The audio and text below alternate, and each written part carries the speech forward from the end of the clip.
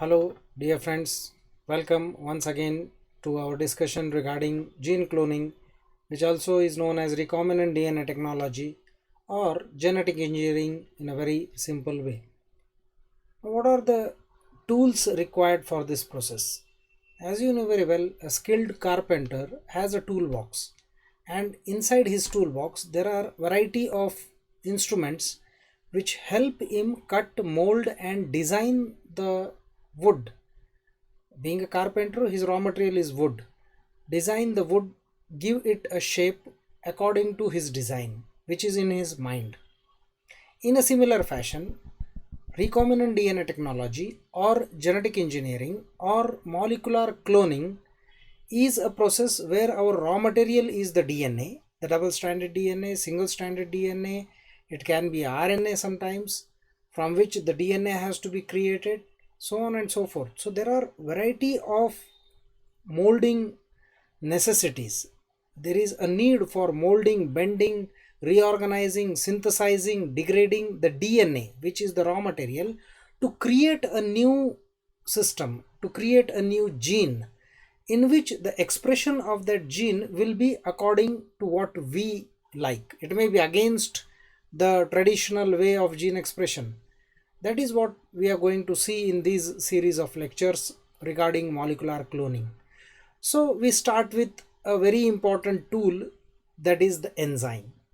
Enzymes are the raw materials for molecular cloning or recombinant DNA technology or genetic engineering. These three words I will be using synonymously, means whenever I will use these words, I mean to say one and the same technique, that is molecular cloning or some manipulations with the DNA. So for your curriculum, the word which has been chosen is molecular cloning, which means one and the same. So modifying the DNA, altering the DNA, creating a new gene which will have an expression and a product according to our desire is what this whole technique is all about. It requires lot of raw materials, lot of chemicals, and the most important of them are enzymes. So which enzymes are required? What are the need? Come, let's explore in this section today.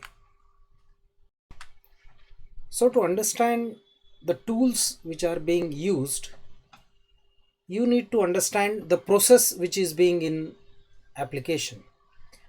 In my last lecture, I had told you about DNA cloning, the process of cloning in 4 to 5 steps.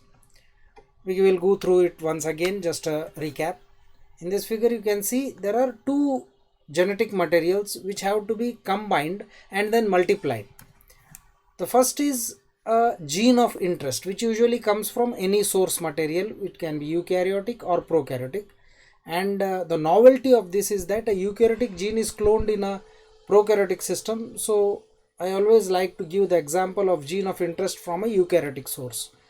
So in this figure, as you can see, a eukaryotic chromosome, a DNA fragment of interest is obtained by cleaving this chromosome with certain enzymes. Now this is one of the tool, restriction endonucleases. Now this red fragment, gene of interest, is introduced in a vector. This is another genetic material which is a requirement. So this is another tool, that is vector is a tool which we will explore in our next lecture. Today we are trying to explore various enzymes which are needed to cut, join, insert, trim, etc. these DNA as per our needs. So this cloning vector is another tool. You cut this cloning vector with the same restriction enzymes with which you have cut or obtained your gene of interest. Then introduce it into the vector, that is ligate it. So ligase is another enzyme. Introduce this by some technique. Usually we have a transformation technique. Now that forms the third part of discussion, that is techniques used for cloning. Okay, so here we use the transformation technique, artificial transformation, which is similar to Griffith's transformation. So we introduce this extra chromosomal or the extracellular DNA into a host DNA, allow it to naturally multiply, taking care that your gene of interest survives during the process. And then as this DNA inside the vector inside a host multiplies along with the dividing bacteria, you get many copies of your recombinant DNA, and that is what we call it as a molecular cloning. So the same process as you can see here, I want to emphasize on the applications. In the end, you can see host, then a vector, gene of interest. The gene of interest, a yellow segment here introduced, then introduced into yet another bacterial host, which should have certain specific characteristics. What are the characteristics of a host? As common sense may prevail, you should understand that there are specific characteristic features needed for vector as well as the bacterium. So the bacterium as a host should be stable. It should not degrade the extra chromosomal entity or the chromosome which is being introduced as a recombinant DNA. Then it should have a rapid multiplication time. It should have a good gene copy number maintenance system.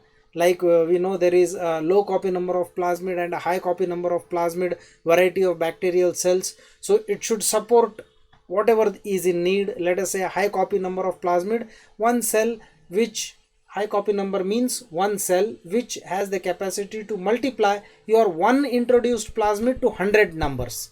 High copy number of plasmid. If that one is multiplied up to 10 numbers within one single cell, 10 copies, that is low copy number of plasmid. So once that cell is introduced, then it should multiply on a suitable growth medium. So we usually use E. coli. E. coli is considered as a model organism for recombinant DNA technology because it has certain features which suits the whole technique. So this easily multiplies, it grows, and copies of gene are harvested. These copies of product, that is the protein, can be harvested. When the copies of gene are harvested, you can use it for wide variety of applications like pest resistance in plants, altering the bacteria for cleaning toxic waste. That is, we have used Pseudomonas for cleaning the oil spill in the Gulf. Then the proteins can be copied and harvested. Proteins like amylase, cellulase, other enzymes, they are used for clothing, fabric manufacturing, etc. And certain proteins like growth hormones, they are used for overcoming the stunted growth problem in human individuals. That is the gene therapy, pharmaceutical products, etc. So this whole molecular cloning technique has a wide variety of applications for the beneficial aspects of mankind. But the problem here, as I said, is it requires a fineness, it requires great technique, it requires purity. One of the most important criteria of the enzymes or the tools which are being used is the purity of the raw materials. So we start with enzymes. Now broadly, if you see the broad classification of enzymes used in cloning, they can be categorized into nucleases, polymerases, ligases, and end modifying enzymes. So four categories, we have four classification. This is a broad categorization, and in this we have 9 to 10 enzymes. Nucleases, restriction endonucleases, these are the molecular scissors. These are known as the molecular scissors, which are used for cutting the DNA at the desired sequence to obtain a gene or the gene of interest. The same enzyme can be used to cut any DNA whenever there is a need for cutting. So we, as I said, of a carpenter, if he has a chisel, that chisel is used to cut and carve the wood, whatever type of wood it may be. Okay, so like that, restriction enzymes are the molecular scissors for the biological engineer. So exonuclease, S1 nuclease, then polymerases, which are the synthesizing enzymes. You have DNA polymerase 1. Clenofragment is a modified polymerase enzyme, which I will explain. Reverse transcriptase, this is a DNA, RNA to DNA converting enzyme. Taq polymerase, a polymerase which is capable of replicating the DNA at high temperatures. Ligases, DNA ligases, which are the joining, cementing enzymes, introduction of phosphodiester bonds. T4 DNA ligase, just like this DNA ligase, there is a phage ligase which is also very important. Now when I say a phage ligase, a E. coli ligase, or a Taq thermus aquaticus polymerase, these are the sources. We are really not bothered from where these enzymes are coming. The final product is on the shelves. You are having bottles which contain these enzymes, and you take these enzymes and use it for molecular cloning. Then there are end modifying enzymes like alkaline phosphatases, terminal transferases, polynucleotide transferases. So in this lecture today, I am going to give you the explanation of these enzymes and their mode of action, which will be helpful for understanding the molecular engineering or the molecular cloning for you in detail. So this is a broad classification of the enzymes used. Now if you see the flow sheet of the process rather than the flow sheet of the enzymes which are used for DNA cutting, DNA joining, DNA modification during the process of molecular cloning. So if you see, there are certain catalytic protein molecules which are enzymes, and these enzymes are purified from the wide range of cell types and they are available from commercial suppliers. This you have to understand. Means when I say use the name of the enzymes, when I take the name of the enzymes, a question may arise from where these are obtained.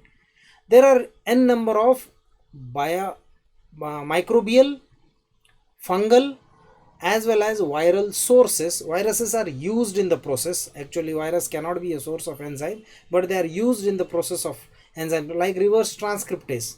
You need the help of a phage to produce this reverse transcriptase. So these wide range of cell types are used to purify this wide range. If I say that one particular enzyme like terminal transferase is obtained from a fungi, this is not a statement which is a final statement. It can be obtained from other types of bacteria, fungi, viruses, so on and so forth. Okay, so these enzymes, these are the most important tools used in the recombinant DNA technology, which are purified from wide range of cells, and this can be made available, these are available from the commercial suppliers. So there are three main types of enzymes: restriction endonucleases, DNA modifying enzymes, and DNA ligases.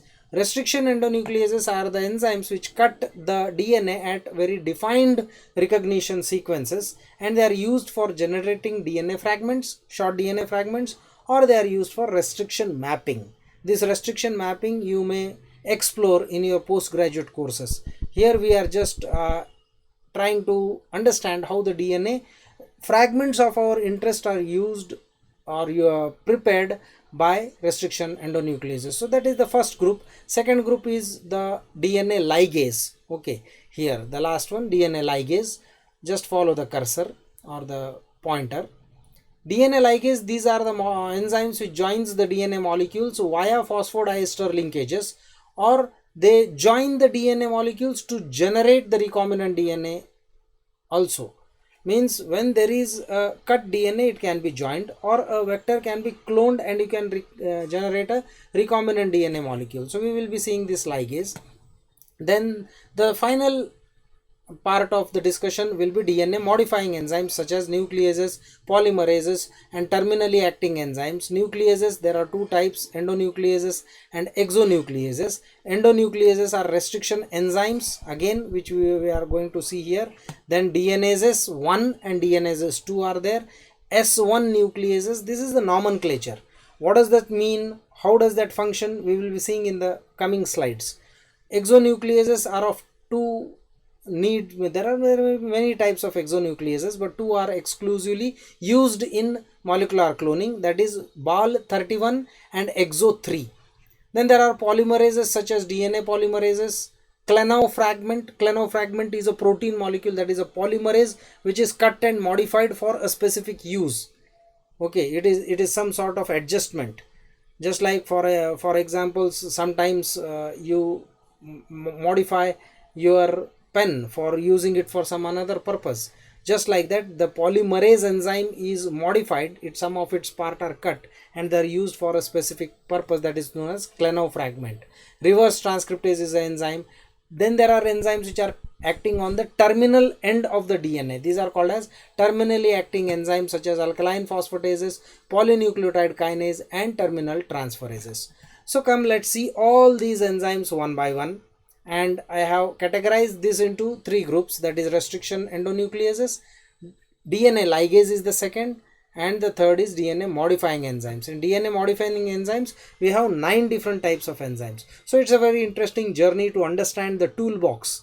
This lecture is one of the toolbox of molecular cloning, that is enzymes. So what are these restriction enzymes?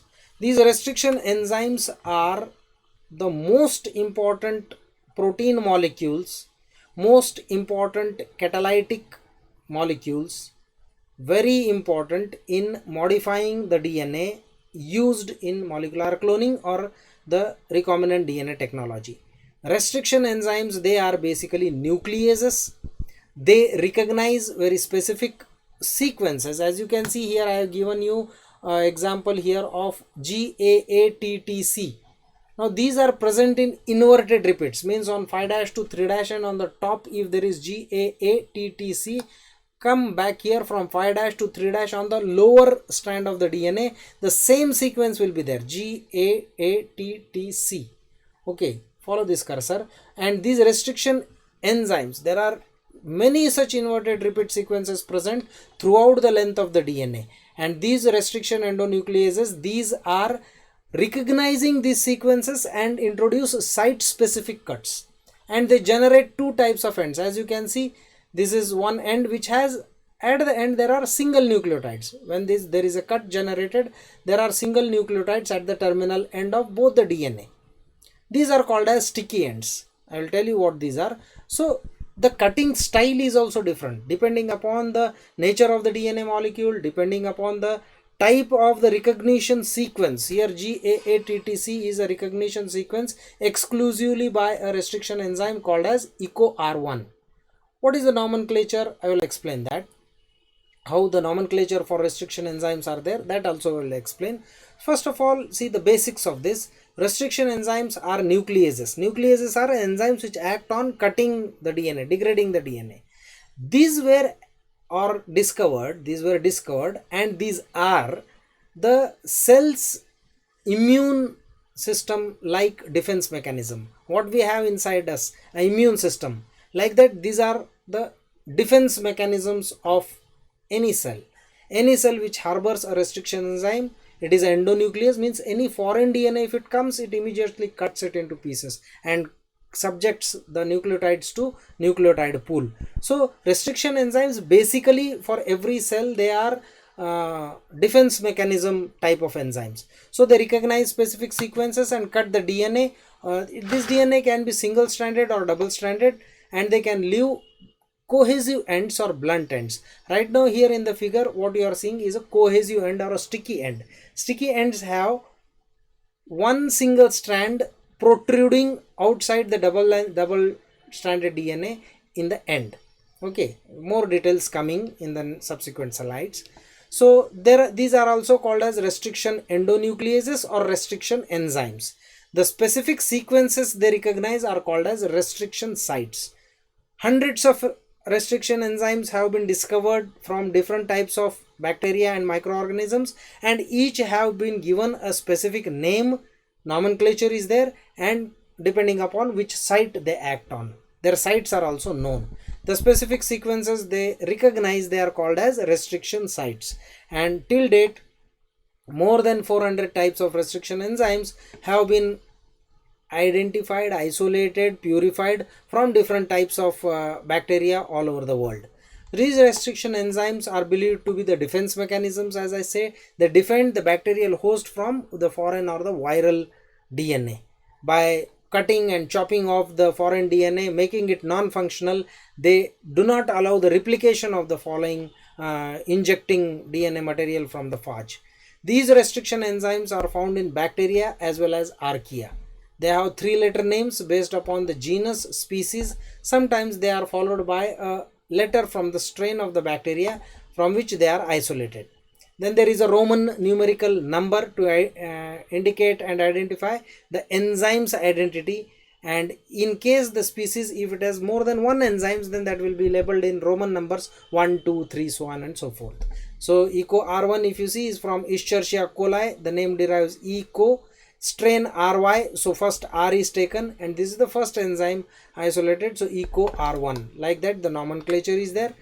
The discovery of these restriction enzymes and their application to the problems related to molecular genetics was done by Werner Arber, Daniel Nathans, and Hamilton Smith.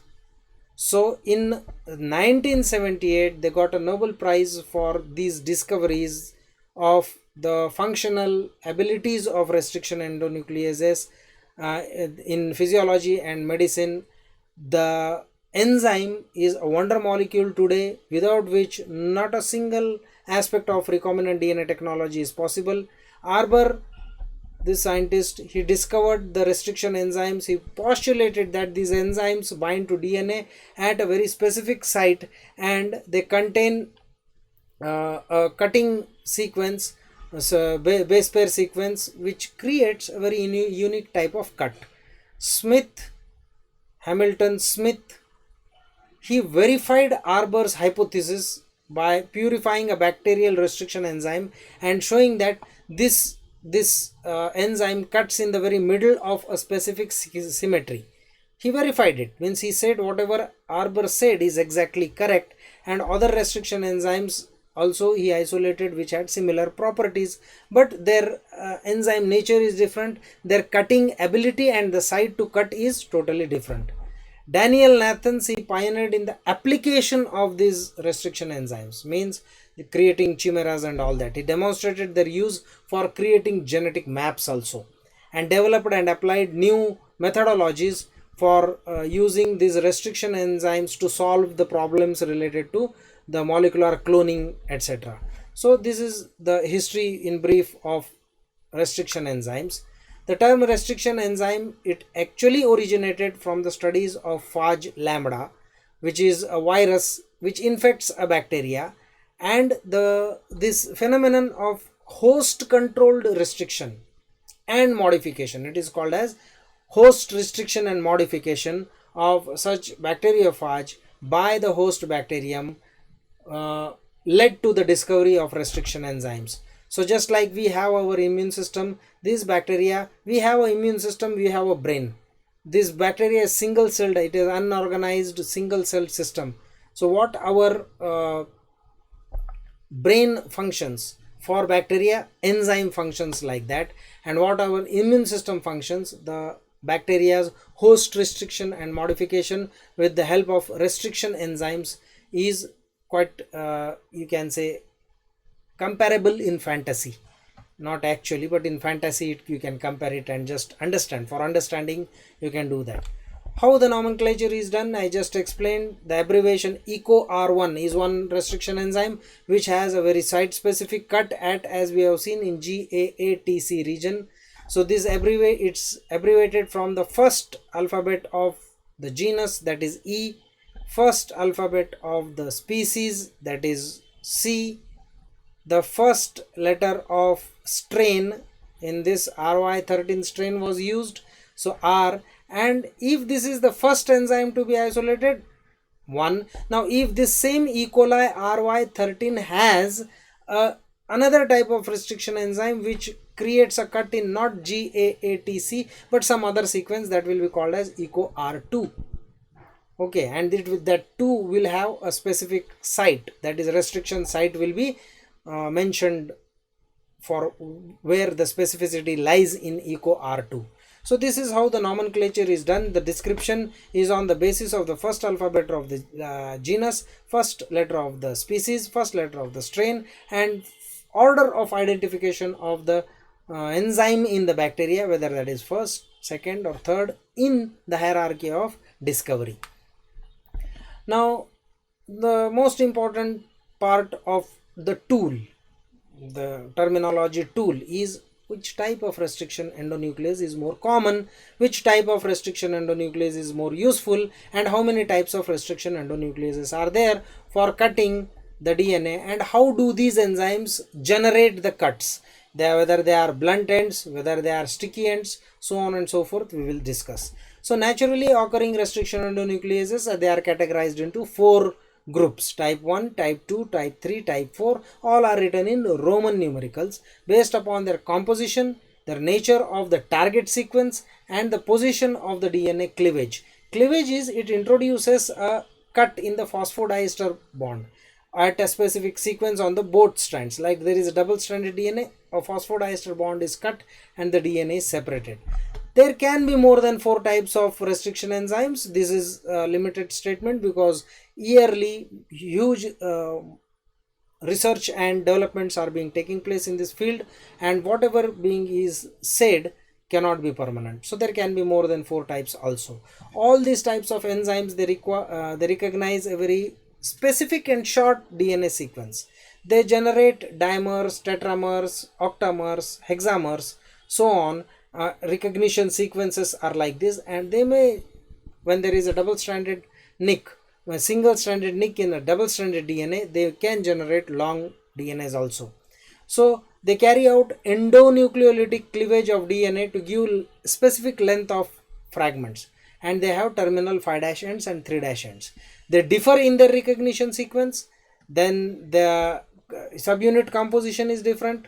Cleavage position can be different for different restriction endonucleases, and the cofactor requirement are also different. Depending upon this, there are 4 classes. These are the 4 classes or the types. As you can see, type 1, type 2, type 3, type 4. Type 1 is a multi-subunit complex. There are 5 subunits. It cuts the DNA at random sites and away from the recognition site. Means if GAATTC is the recognition site, as you can see, EcoR1 is cutting on the recognition site, but type 1 will cut somewhere away from the recognition site. So therefore it is not that much helpful molecule in the recombinant DNA technology, but sometimes for random cleavages it can be used. The second type of restriction endonuclease is a group of unrelated proteins. There are several subtypes, 5 subtypes are there, and these are the most commonly used restriction endonucleases in the molecular biology techniques. These cut at a defined sequence or near the recognition site, and they also generate specific type of DNA fragments. The third type of restriction is the host restriction and modification type of enzyme, which cuts outside the restriction sites. It requires 2 restriction sites in opposite orientations. So this is sometimes very specifically may be used, but the most commonly used protein molecule is the type 2 restriction endonucleases. As you can see, it can be obtained, these enzymes can be obtained from various sources, usually bacteria. As you can see, if it is from Bacillus amyloliqueficans, it is called as BAM. Then H is the strain, 1 is isolated for the first time, and its recognition sequence is between 2 G's in GAATTC. Usually in a GC rich region these act, and GATTC between 2G, GAATTC, here there will be a cut between 2G, and here there will be a cut between 2G. So it always acts on the either sides of the symmetry. When there is a line acting on the line of the symmetry, it creates blunt ends.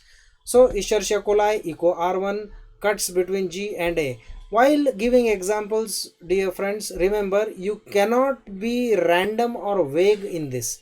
These are enzymes very specific. Means if I am talking about between 2G in a GGATCC sequence, it has to be BAM H1.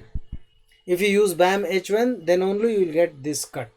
Okay, very specific. Restriction endonucleases are very specific in their mode of action. Hind, that is Haemophilus influenza, makes a cut between 2 adenines, adjacent adenines, not opposite. Opposite there is a hydrogen bond, adjacent there is a phosphate bond. Restriction endonucleases creates a cut in the phosphate bond. Nocardia otolidis caviarum, that is between C and G on a GC, GG, CC, GG, GC sequence. Okay, PST is Providencia stuarti. SMA is Serratia marcescens between cytosine and guanine in a specific sequence. As you can see now here, the last example, all these are making cut on the either side of the symmetry. If you consider this as 1, 2, 3, 4, 5, 6, so 3 base here, 3 base here, that is the line of the symmetry. They are making cuts on the either side of the symmetry. This will generate sticky ends. Now if you see here Serratia marcescens, 3 bases here, 3 bases here, in the center it is making cut. This will generate blunt ends. What are those? We will explain this here. These sticky ends, you see now here, we have taken an example AAGCTT for Hind or Haemophilus influenza strain D, third type of enzyme isolated. When it is used, it makes a cut on the inverted repeats. AAGCTT is invertly repeated. AAGCTT is invertly repeated here, as you can see, AAGCTT. So it makes a cut in between 2A and it generates a molecule where double stranded DNA at the end is containing a single stranded DNA, a single stranded overhang. It is also called as a overhang. It is also called as a protruding end. It is also called as a cohesive end, or it is also called as a sticky end. Why sticky end? Because now you see in this gap we can insert a DNA and we can ligate it. Okay, if the cut is on the line of the symmetry, as you can see in eco R 5th digest, eco R 5 digest, GAT, it makes a cut in between GAT and GAT. It gives rise to two DNA fragments which are blunt. It's very difficult to insert a gene of interest in the blunt ends. It doesn't remain there, whereas in the protruding or sticky ends it becomes very easy. So there are two types of endonucleolytic cuts which are generated by restriction enzymes: overhangs and sticky ends. Non-blunt ends, they are also called as, these as a stretch of unpaired nucleotides, one single stretch of unpaired nucleotides at the end of DNA. These unpaired nucleotides can be on the either strands by creating 3' or 5' overhangs. These overhangs mostly are palindromic, means this way and this way you can read it in the same fashion, from 5' to 3' and 3' to 5' end. They are palindromes in their nature. Blunt ends, they are the simplest DNA double stranded molecule cut is sliced into two. Blunt ends are also known as non-cohesive ends. Remember these terminologies, these are very important. In a blunt ended molecule, both strands terminate in a base pair. Okay, they terminate in a base pair. So these are the types of restriction endonucleolytic cuts. Now come, let us see the second group of enzymes, that is ligases. So once you cut a DNA, there definitely is need to join the DNA. Cutting and joining, these are the part and parcel of recombinant DNA technology. The super glue in the toolbox which is there, the gum, the joining enzyme is DNA ligases. So these DNA ligases are those enzymes which catalyze the formation of a covalent bond in the sugar phosphate backbone, as you can see here. When this, now this is a DNA which is a cohesive end or a flush end, sticky end. Now this has to be joined, either this has to be joined or a DNA which is inserted in the middle should be joined. The hydrogen bond formation is automatic based upon the water activity, AW, okay, which provides the hydrogen bonds. Now that is renaturing the DNA, joining the DNA is maybe by the hydrogen bonds. You know about bonding of hydrogen, it's a process which happens there is a subtlety in the process, it is not enzymatic. But the most important thing is, once the DNA is joined by hydrogen bonds, the adjacent DNA, that is this phosphate and this OH, has to be bound. That is, there is an introduction of phosphodiester bond is needed. Ligation is basically the reaction which joins the two pieces of the DNA by introducing a phosphodiester bond. Okay, formation of a covalent bond in the sugar phosphate backbone. Now what is its role in gene cloning? When the unpaired bases of these two sticky ends come together and form hydrogen bonds, as I said, the DNA ligase catalyzes the formation of the covalent bonds between the adjacent nucleotides by introducing a phosphodiester bond. So E. coli DNA ligases, this with the help of energy, as you can see, has joined the DNA, that is sealing the DNA.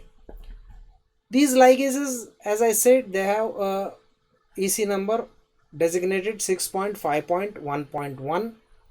They are very specific type of enzymes which facilitates the joining of the DNA molecule to two molecules together by introduction of a phosphodiester bond. It plays a very important role in repairing the single stranded breaks in a double stranded DNA, and there are certain forms like as DNA ligase class 4 which may specifically repair double stranded breaks also. That is a break in both the complementary strands at the same time, joining two DNA by introducing two phosphate bonds. It's a difficult say, but DNA ligase class 4 does that. Single-stranded breaks are repaired by the normal DNA ligases using the complementary strand of the double-stranded helix as a template. Now this DNA ligase, it can create the final phosphodiester bond to fully repair the DNA or join the DNA. DNA ligase is used in repair DNA replication. Therefore, it is a very important tool in molecular cloning or genetic engineering. DNA ligase has a very extensive use in the molecular biology laboratories and molecular biology techniques for the recombinant DNA experiments. This has to be remembered that this introduction of phosphodiester bond and the joining is an inevitable process in the molecular biology experiments. So this purified DNA ligase is used in gene cloning to join the DNA molecules, and together they form the recombinant DNA. As you can see here, two figures I have shown of ligating the blunt ends. Means here this blunt end is by maybe class 4, but DNA ligase is the enzyme which joins the two blunt end molecules to form a long stretch of DNA molecule. In this reaction, you can see a flush end or a sticky end is joined, that is the transient base paired sequence, as you can see, by DNA ligase. The word ligase is derived from Latin ligare, which means to bind or to tie together. Lig, Lig, it is derived from the Latin verb ligare, means to bind or to join. And ase is an enzyme, which means a binding enzyme. The common name for these ligases usually include the word ligase, such as DNA ligase, RNA ligase, so on. So an enzyme which is commonly used in the molecular biology laboratories, and it is used to join the DNA fragments, various fragments which may be generated accordingly with due respect of time and procedure and protocols employed. Other common names for these ligases, this include the word synthetase or synthetase, because they are also used to synthesize artificial DNA molecules. Just mononucleotides go on adding, you have a mononucleotide DNA, and that is with the help of the enzyme ligase. Now just let us see enzymatic mechanism. The principle behind this ligase is a very important enzyme. It is such a vital tool for recombinant DNA technology that it is very important for you to understand the enzymatic mechanism underlying this phosphorylation process.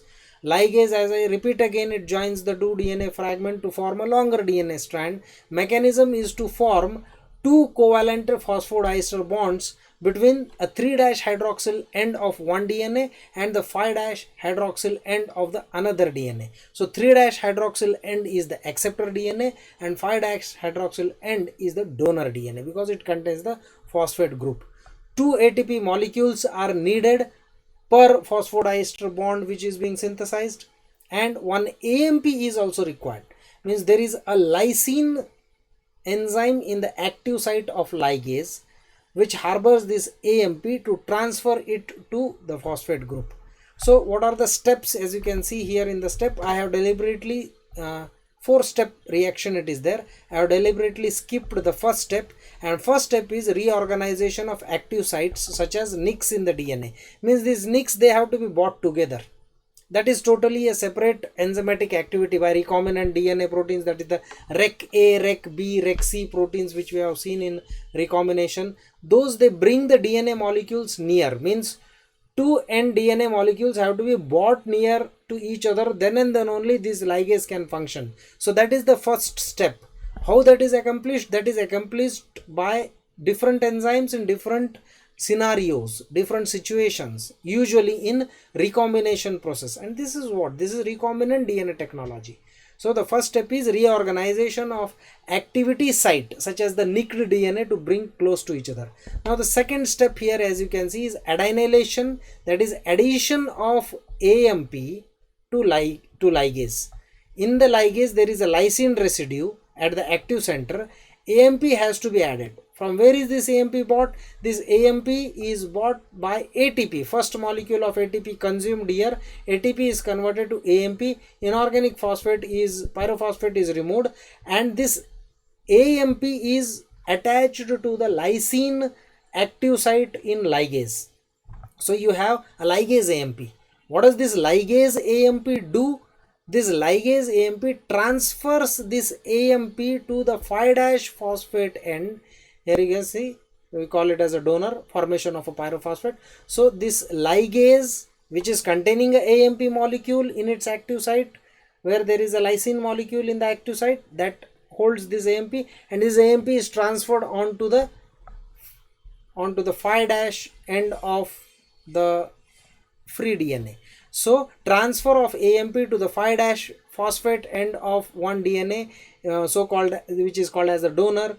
Why it is called as a donor? Because this now will form a phosphodiester bond with the 3' end at the terminal sequence, means a phosphate accepting a phosphate through AMP, then transferring that to the 3' hydroxyl end, forming a phosphodiester bond. Okay, so this is the last step. Fourth step is sealing, formation of a phosphodiester bond between the 5' phosphate of the donor and the 3' hydroxyl end of the acceptor. This completes the sealing. Filling of the gap is done by polymer, as we have seen. This sealing is done by ligase, and this is a 4-step reaction method. First is reorganization, bringing the two nicked ends together. Second is adenylation. Third is transfer of the phosphate from this AMP to the 5' end. Fourth is sealing, that is creation of a phosphodiester bond. Ligase will also work with blunt ends. As I said, ligase 4 is one category which works with blunt ends, although higher enzyme concentrations and different reaction conditions are required for this. So this is the enzymatic mechanism of ligase. There are two types of ligases, E. coli DNA ligases and T4 DNA ligases. E. coli DNA ligase and T4, they are having the same mechanism. Slight subtle differences are there. Both the ligases, they are used for covalently joining the DNA restricted fragments along with the insert, single stranded DNA, or whatever the type of DNA which is used in the process.